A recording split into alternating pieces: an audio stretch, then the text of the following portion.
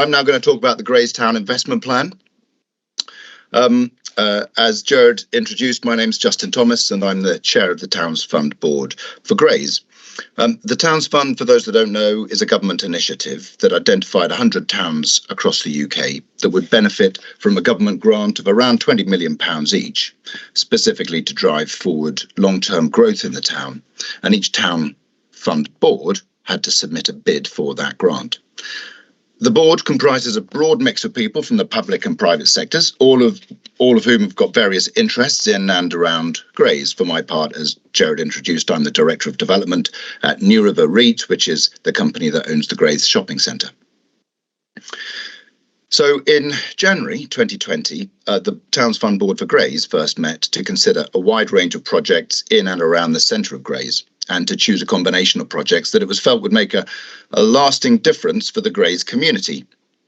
So then 12 months later, the board submitted back to the government a vision for Grays that would reconnect the town with its riverside and its maritime heritage, re-establishing the riverside as both a transport and a recreational gateway, improving quality of life for the residents of Grays while also encouraging economic growth through a new river jetty.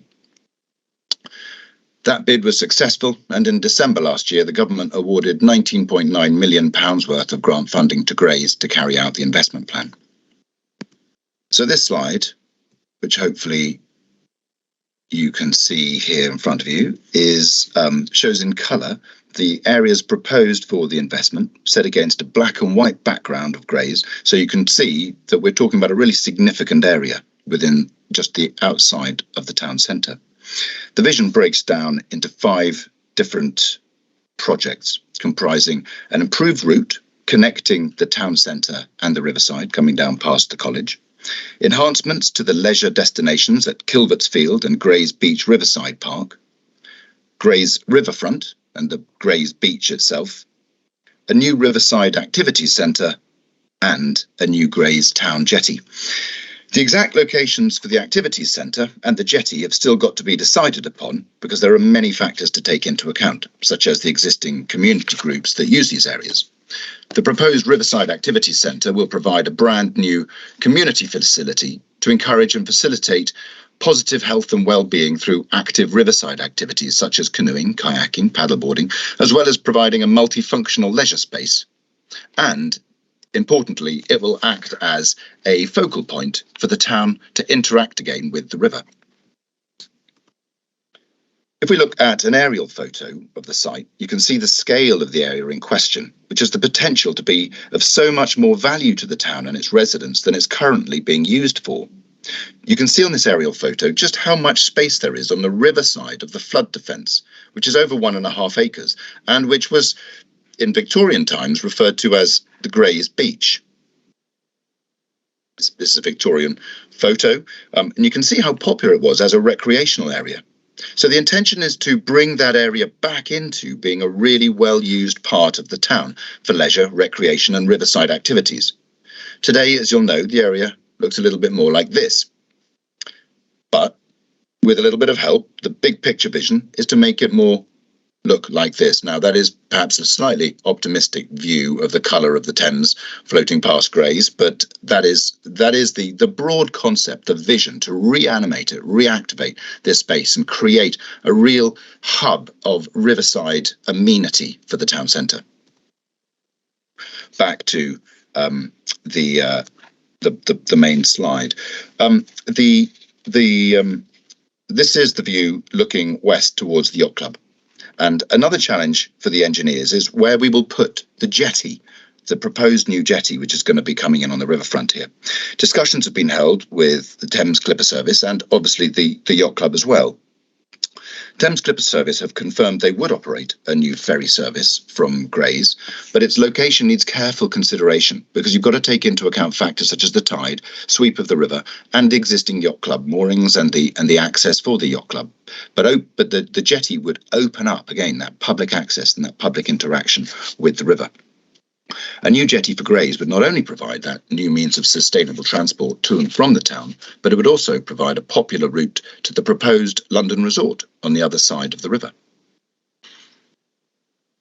way of an example, this is the jetty at Woolwich, which was part of the enhanced riverside works carried out by Berkeley Homes at the Woolwich Arsenal. And in the left-hand corner there, the more recent jetty at Battersea Power Station, which opened in 2017. As you can imagine, the time frame for these projects will take a while. In January this year, the master plan team was appointed, and last month, the business plan consultant was also appointed, with a view to getting the first draft of the business case completed in the first half of June. The Towns Fund projects are scheduled to be completed by March 2026, although some of the smaller elements of the projects have already been implemented through an accelerated funding mechanism. So in this slide, for example, we see some of the accelerated funding which has already been invested into improvements into play facilities at the Beach Riverside Park, such as the new pirate ship and the parkour facility shown here on the right. So that is a quick 5-minute gamble through the Grays Towns Fund. I'm going to stop presenting now and hand back. Okay, so good morning, everybody. I'm just going to run through where we are with the Tilbury Town Fund, and very much very positive that we got £22.8 million from the Department for Levelling Up, which was awarded last year. And we've got 4 what we believe are transformational projects to be delivered by March 2026. And our approach in Tilbury has very much been around the board's view that we're talking about the heart and the hub and the heritage of the town. And the heart is very much around young people and providing them with facilities that we think can be game-changing for the town and its future. The heart is very much around the centre of the town, the civic square, and around community facilities, adult skills, education provision, and goes hand in hand with some of the other improvements that are being made within the town centre, such as the integrated medical centre that's going to get built over the next few years. And then the hub is very much around linking the town from the railway station down to the river and into the town centre as well. You know, if you've been to Tilbury, when you get off the train, it isn't the most welcoming place in the world, and we want to really improve the gateway into the town and how you then connect, particularly with the centre of the town, and then also down to the river. So there's a number of similarities between the Tilbury Town Fund and the Grays one in terms of connecting people back to the river. They are both riverside towns. And then there's a really strong heritage in Tilbury that we want to build on. You know, just to pull out 3 famous things in terms of heritage. Tilbury is the place where the Windrush generation arrived after the war in 1948. It's also the place where people left the UK for Australia. And, you know, everyone's familiar probably with the £10 bombs. But we also have Tilbury Fort, which is a real historical gem next to the town, which is the fort where Queen Elizabeth I delivered a famous pre-Armada speech. So there is a huge amount of heritage and history in Tilbury. So just in terms of time frame, we're well into the programme now. We're now in the phase of developing the business cases and the project development. So we're very much into that blue area that you see on the slide, and working towards submitting the business cases in October this year. A little bit more on the project. So the heart, which is the Thurrock Youth Zone. So we're going to partner with an organisation called Onside, and Onside have developed a number of youth zones across the whole of the UK, and they've been very successful, particularly where they have located these in a number of deprived areas. And Tilbury sits in a very deprived area. It's certainly in the top 10 most deprived areas of the UK. This is where we see the heart of our plans, which is generating a real state-of-the-art facility for young people. And this is, you know, certainly not the youth facilities that I grew up with. This is a real game-changing type facility that will allow young people to come into a place where there's a huge variety of activities that they can take part in, and also link very closely with employment as well. And, you know, a number of big local companies like ourselves will be helping to sponsor and help with the costs of running this facility as well. But obviously it's a joint partnership with the council as well. So moving on to the heart, which is the Civic Square, you can see that there's a number of plans there for the types of things that we want to do to improve the town centre. And the biggest one amongst those is having a really all-inclusive community facility, adult education, and just improving the overall outlook in the centre of the town, and make sure that there's space for community users to do a number of different things. And that will work very well with the proposed integrated medical centre that's going to be built in the next couple of years. The hub, Station Gateway, so the station at Tilbury, we're looking to really enhance the links from the station down to the river, and then really regenerate the riverside, and make sure that it's a really nice place that people can come, spend their leisure time, and we're looking to put a certain amount of assets down there like cafes, real big link to the Tilbury Cruise Terminal as well. So there's lots of areas that we can regenerate and make sure that we also open up Tilbury Fort that you can see in the photographs there, and look at how we can build on the actual heritage in the area. So the landing stage, very similar to Grays, we also are looking at linking Tilbury on the river for passenger transport. So we also been talking to Thames Clippers about bringing their London services down to Tilbury. We have successfully run some trials on that now. So there's been a number of trials that have run from Grays and Tilbury up into London on day trips, and then bringing people back in the afternoon. All of those trials have sold out. We're doing some more in the next few weeks, and it sits quite nicely with the fact that this is a really busy cruise terminal. Clearly was impacted during COVID, but is now up and running again. In fact, we berthed the largest cruise ship ever on the terminal yesterday, which was the Valiant Lady, which is one of the Virgin cruise liners. So you can see a real synergy around bringing visitors into the area, which will also benefit the high street, benefit local businesses, and the real link into London that adds to all of that. So all of the designs on that pontoon are underway. It's probably a simpler proposition to the one in Grays because we're adding it to existing infrastructure that we already have. And we've got good infrastructure in terms of parking already there. So those are the main quick run through of the main projects. As touched on already, there has been some accelerated funding that was available, particularly around improving some of the play facilities, but also to improve shop fronts in Tilbury. And there's an example there of one of the areas where one of those has been carried out. It's fair to say, there's a bit of a call here for businesses in Tilbury to come forward.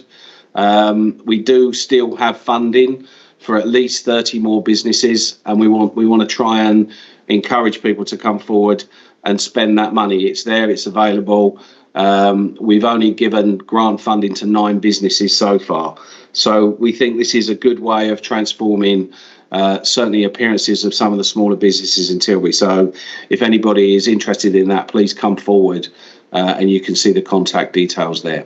So that's very much me. So Gerard, I think we're going to have more of a Q&A session, so I'll stop presenting and hand back to yourself. Thanks, Peter. So there now is an opportunity for participants on the webinar to ask any questions in relation to either Tilbury or Grays Towns Fund's investment plans. But I guess, a hugely exciting opportunity when you think combined investment of almost 43 million in regeneration projects that are happening now, and the work for that is already underway. If I just look at the chat, I think there was a first question was around the extent, if I summarise it, the extent to which either of the Towns Fund's bids can actually improve and provide new employment opportunities and workplaces for the town's residents. Is that something, if I maybe come to Justin first and then Peter?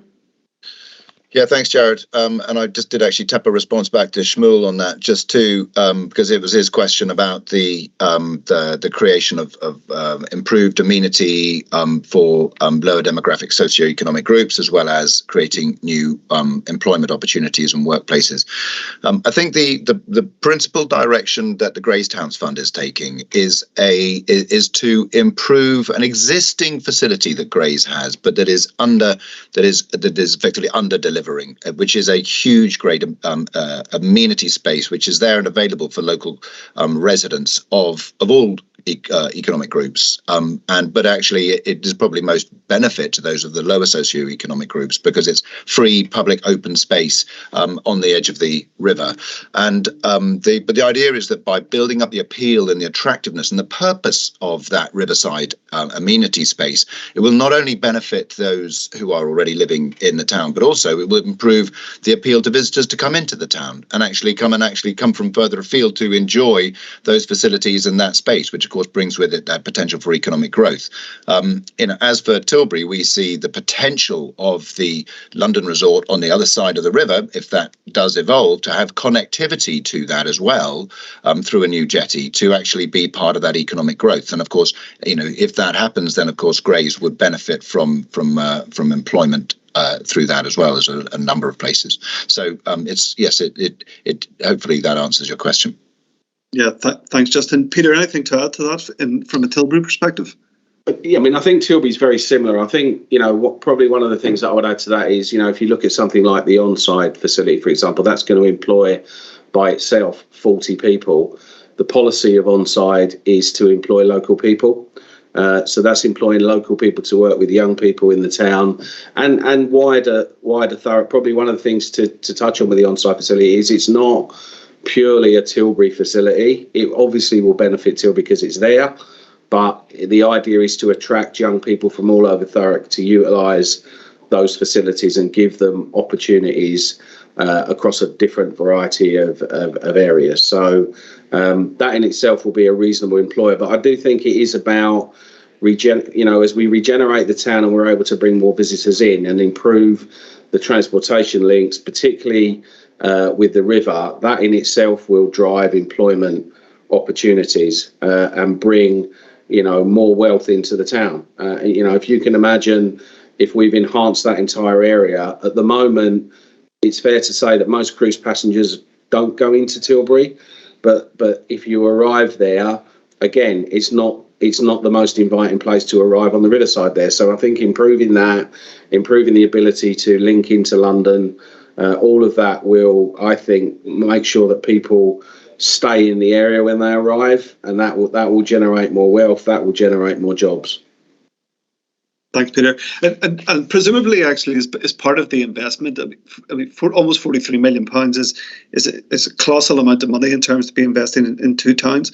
Again, presumably, as part of that, as we think about the construction activity that takes place, that there'll be opportunities for our local construction firms as well as our local residents to be able to train and link into employment opportunities.